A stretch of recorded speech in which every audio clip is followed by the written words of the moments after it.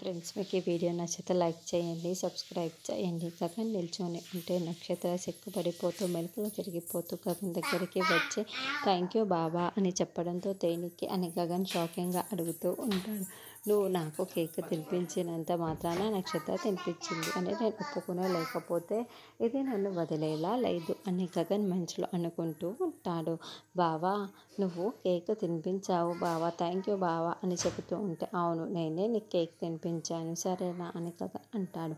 అప్పుడే గోరింటాకు పిన్ని ఇదంతా దూరం నుంచి చూస్తుంది. బావా, నువ్వు నాకు కేక్ తినిపించే ముద్దు కూడా పెడతావు అనుకున్నాను, కానీ నువ్వు పెట్టలేదు అని నక్షత్ర సిగ్గుపడుతూ చెబుతూ ఉంటుంది.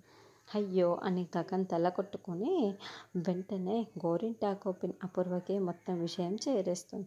చూస్తుంటే పరిస్థితి మన చేయి దాటిపోతుంది అని, అంటే చేయి దాటిపోయి చాలాసేపు అయిపోయింది అని గోరింటాకు పిన్ని అంటుంది.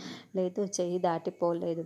ఆ గగన్ గాడు జీవితంలో తల ఎత్తుకోకుండా ఇప్పుడు ఈ ఇంటి నుండి తల దించుకొని వెళ్ళేలా చేస్తాను. అంతేకాదు, జీవితంలో నక్షత్ర ఆ గగన్ గాడి వైపు ముఖం కూడా చూడకుండా ఉండేలా చేస్తాను.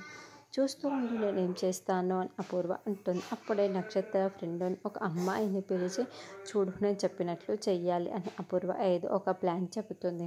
నా వల్ల ఏమవుతుంది ఆంటీ అని ఆ బ్లాక్ డ్రెస్ అమ్మాయి టెన్షన్ పడుతూ ఉంటే అప్పుడే నక్షత్ర ఒక కాస్ట్లీ నెక్లెస్ని చూపిస్తూ ఆ అమ్మాయికి ఆశ చూపిస్తూ ఉంటుంది.